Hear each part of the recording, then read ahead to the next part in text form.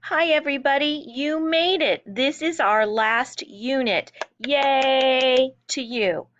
Um, in this unit, what you're going to do is you're going to create a recommendation report. Now I'm going to go through all of the steps and all of the possibilities just so you understand what's what. No new material in this. This unit is, consider this your final exam. It is your opportunity to demonstrate your best work, everything that you have learned throughout the semester. So I want to go through the schedule first because there are multiple due dates, so pay close attention. By Wednesday, the 10th, I want you to have read through all of the materials in this unit. Between the 10th and the 12th, you need to talk to your team members to determine the topic that you want to write your recommendation report on. Then you're going to complete a detailed plan for the project and submit it to me for approval. And there's a form way down here that says final project assignment pitch. That's the form that you will use, and you can see it's due Friday evening. On Saturday morning, I'll get up, I'll grade all of these and either give you a thumbs up or a thumbs down, maybe provide some feedback on things that you need to do or can consider, and that'll be your green light, and I want to get those back to you as soon as possible, so I'll turn that around really quickly. So you should get that by the 13th. That means that you need to spend once you get your approval, you need to come up with a plan for your project. And again, I have a form and a link. If you scroll down here, recommendation report plan and schedule, and you'll need to open this document and fill out basically a timeline of who's going to do what and when it's going to be due. One of the best ways to do this project is to have a project leader. You should each have roles, like maybe if there's somebody that's good with graphic design, you'll have somebody that works on that aspect. If you've got a good editor, you want somebody working on that aspect. You want somebody that's a content specialist, so you want somebody that knows the material really well, and that could be a couple of people. Depending on how big the project is, you might want to divide it up among people. Um, and so you'll submit that timeline on the 15th. On the 22nd, you'll submit a progress report to me, and I have not added a link for that, so I need to do that. I'll add that before I make this live. So I'll add your link so that you can submit to me who's done what and what's left to do, basically. Then on the 22nd, you'll also submit a draft of the project assignment to your project leader or editor. You'll share your edited and revised documents with each other, and then determine who still needs to do what, so that that can continue, so that you can complete everything in a timely manner and get all the last minute glitches together and organized. Finally, you'll do a final proofread of the project, and I recommend that everyone does this on the 29th, not just one person, but that every single person looks it over and submits any edits or changes to one person, so that that one person can look it over and keep things consistent and uniform throughout the document. Um, and then you will submit in the discussion forum. You'll see down here I have a link for your final project.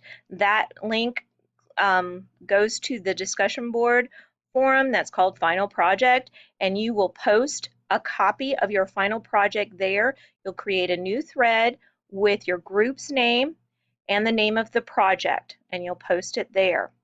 So once the project is posted, you're going to complete evaluations for your team members, um, which is a team member evaluation form, and you're going to evaluate the team, all of the recommendation reports. Well, let me take that back. I say all of the recommendation reports. One of the options that I'm giving you with this project is if there are some people that just prefer to work independently rather than in a group, I'm giving you that option. So you still have to go through exactly the same steps. You still have to create a detailed plan and submit that for my approval. You've got to get your topic approved. You've got to give me progress reports. All of that still has to be submitted. Now, based on once I get the topics from you guys on the 12th, I'll know by the 13th how many projects I should be expecting on May 1st. And based on that information, if there's, if 20 people decide to do it, if everybody decides to do an individual report, um, then you can go ahead and then I'll have to divvy it up so that everybody's not evaluating 20 projects because that's a lot for you to evaluate well in a relatively short period of time. So I'll try to keep it so that everyone evaluates 4 to 5 projects max. So that's that. Now let me talk to you a few minutes about um, everything that you'll find here, and then I'll come back to working independently. So this is the project overview. You need to open this Word document. Let me see if I can find it. It's right here. This Word document breaks it down and gives you a little bit more information than what you see in Blackboard. So for example, in step 4, you need to have some kind of decision matrix that you have created.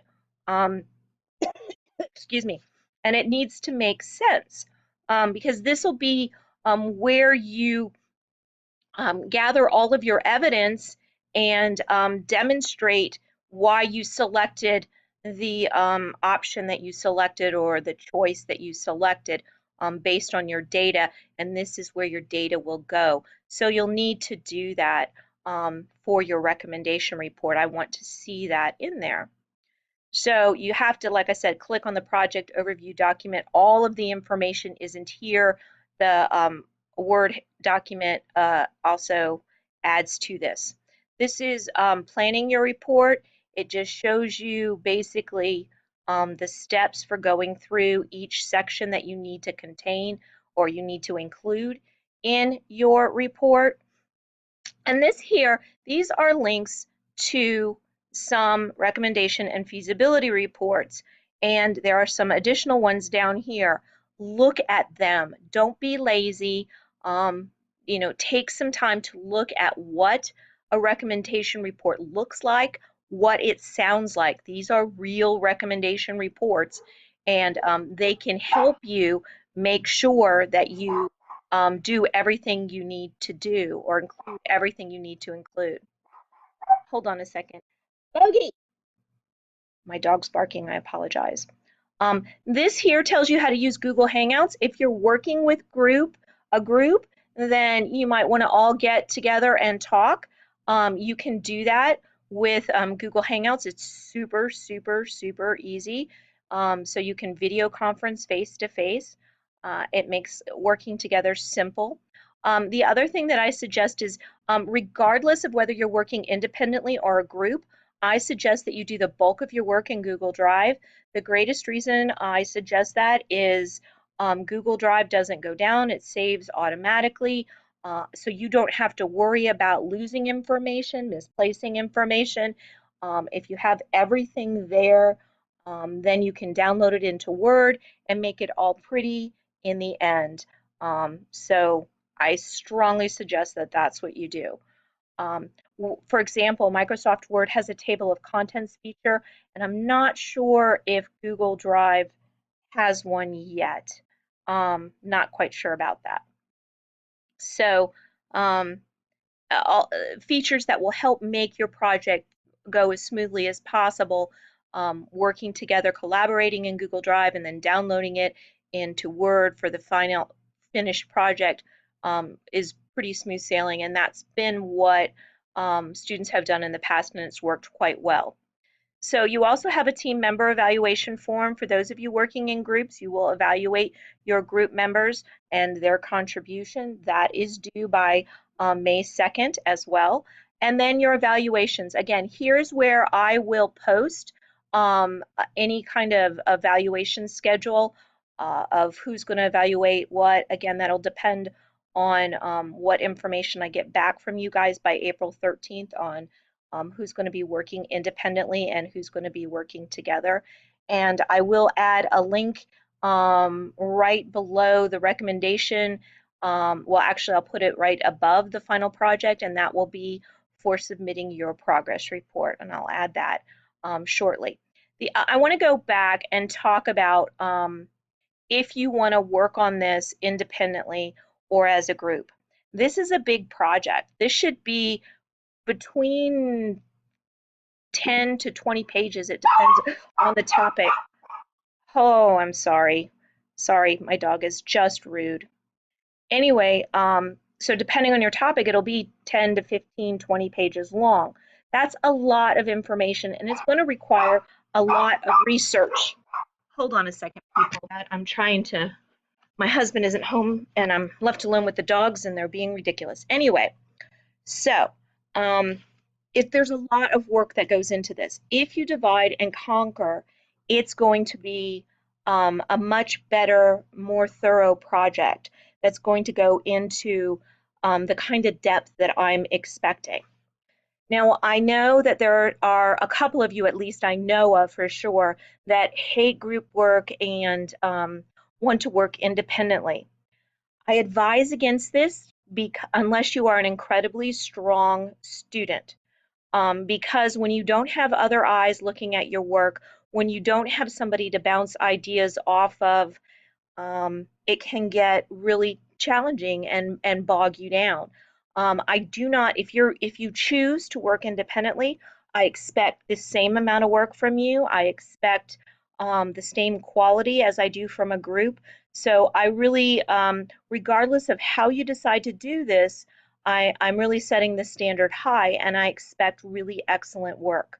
I want this is in lieu of a final exam, so I want this to demonstrate your ability to work well in groups or independently if you have to, but to also write or produce a document that is aware of its audience, that goes into depth, that uses decision matrix, that avoids wordiness. So all of those things that are that we've talked about all semester long, I want to see them demonstrated in this final project. So I have very high expectations for it, just so you know. So if you have any questions or concerns, you know how to get in touch with me. You know what you need.